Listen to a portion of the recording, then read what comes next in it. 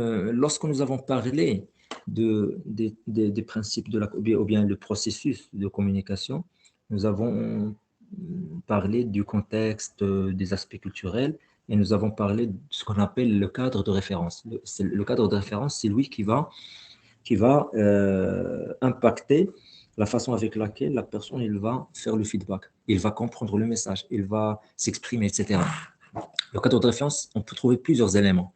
Il y a les valeurs, le qiyam, d'accord? Les valeurs, chaque personne croit à des valeurs, le qiyam, etc. Donc, il y a également les croyances, les mu'taqadat. Euh, les croyances, c'est eux qui vont impacter la façon avec laquelle je vais interpréter un message quelconque et avec laquelle je vais m'exprimer face à une situation donnée.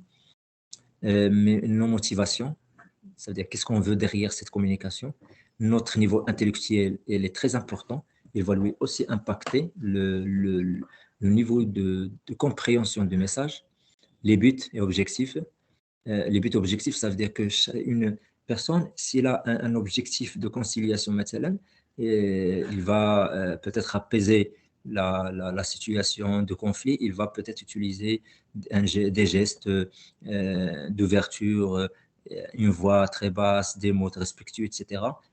Parce que ouais, il veut peut-être apaiser la relation entre lui et son ami, d'accord? Notre statut social, d'accord, lui aussi, et il joue un rôle très important. Les traits de caractère, l'image que l'on veut donner de soi également, ça impacte le processus de communication, etc. Bien sûr, notre cadre de référence influe sur la façon dont nous voyons la vie. Ça veut dire que tous ces éléments-là, ils vont être combinés à d'autres éléments, bien sûr, l'expérience de vie, peut-être l'âge, etc. Ils vont un petit peu donner ce que j'appelle, moi, une empreinte de notre personnalité. Et chaque personne, elle a une personnalité très unique qui va bien sûr adopter des comportements uniques, des, des, une communication carrément très unique. Très bien. Donc, le cadre de référence, donc communiquer efficacement, connaître son propre cadre de référence et identifier et comprendre celui des autres. Si on veut réussir notre communication, tout d'abord, on doit se connaître. Socrate, le philosophe grec Socrate, il dit connais-toi toi-même. Ça veut dire tu dois te connaître. Tu as une personnalité, tu as des valeurs. Quelles sont vos valeurs? Quelles sont vos croyances? Quels sont les éléments qui vous mettent en colère? Quels sont les éléments qui vous mettent dans une situation d'apaisement, etc. Donc, il faut connaître soi-même et bien sûr connaître le cadre de référence de celui avec qui on s'entretient. Tu ne peux pas communiquer avec une personne si vous ne connaissez pas comment vous ne savez pas comment il réfléchit, quelles sont ses croyances, etc. Très bien. Donc, il y a des conseils, bien sûr, pour bien communiquer. Tout d'abord, il faut accepter le point de vue des autres, même s'il diffère du nôtre. J'ai dit tout à l'heure que chaque personne a une personnalité unique. Donc, on ne se ressemble pas. Ça veut dire, si on se ressemble chez les personnalités d'INA, ça veut dire que la façon avec laquelle nous réfléchissons, c'est pas la même chose. Donc, il faut s'accepter tout simplement, écouter les avis, les opinions des autres et bien sûr argumenter, convaincre, persuader, mais bien sûr avec respect.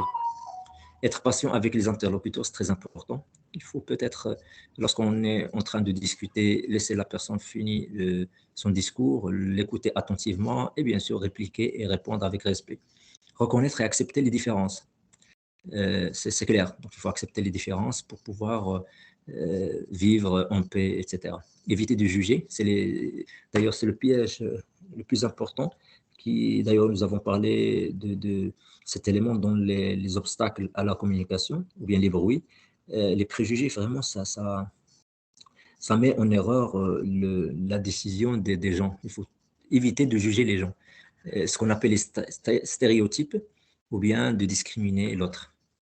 Éviter d'imposer ses propres croyances aux autres. Bien sûr, on discute, on partage avec les gens nos croyances, nos valeurs, mais il ne faut pas éviter, ça veut dire imposer ces croyances aux autres parce que l'autre peut ne pas accepter vos croyances. Donc,